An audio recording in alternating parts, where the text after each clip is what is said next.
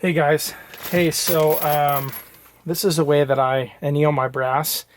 I know there's a lot of different ways to do it. There's a lot of different videos out there. There's a lot of information, but I just wanted to make this quick video just to show you how I quickly set up my bench source annealing machine and how it works for me. If you're thinking about getting something like this, I'll just show you how quick I set it up and how well it works for me. So I start out, I make sure that you have a coffee can that's like a steel coffee can. I put it right underneath so the cases drop off right here, and the heat's in a nice steel container instead of a plastic coffee can, if you get my point there. So anyway, so I start out by installing the two torches.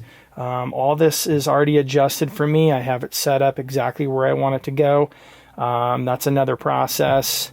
Comes with a book. You know, you can follow the directions and then come up with your best setup. But either way, this is my setup, and this is how I do it. So here we go.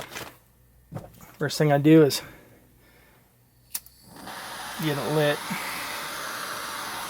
Second one's always a little tougher. Okay.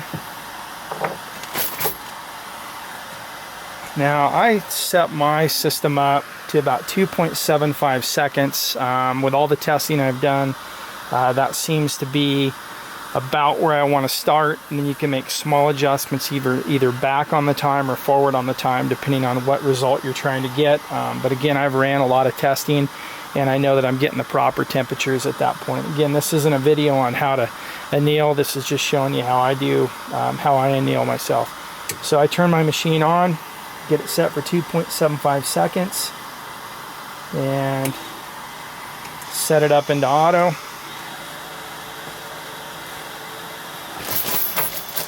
And I just start dropping the cases in. Just like so.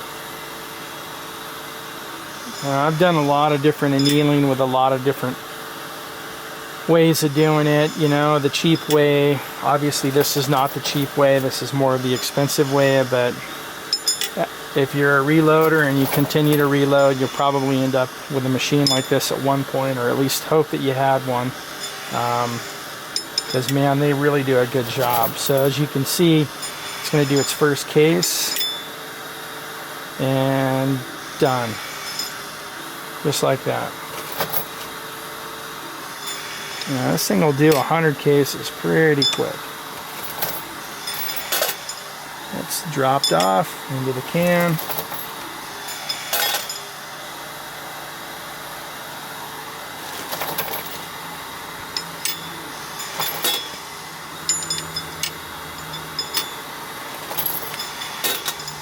So like I said, there's a lot of different ways that you can do this. This is the way that I do it, and as you can see, once you get your process figured out, what you're comfortable with, and you get your temperatures straight, which again, this is just a great tool to be using.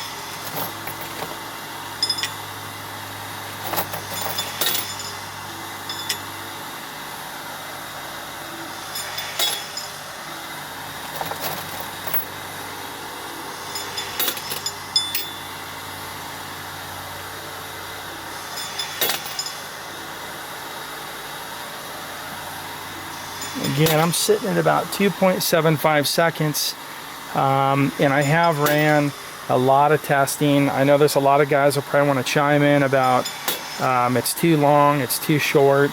Everybody has their process. That's part of reloading, is however you set it up, just make sure that you run your own testing and you're comfortable with the result. But once you get it set up, you can see how easy you can run through 100 cases with this kind of machine.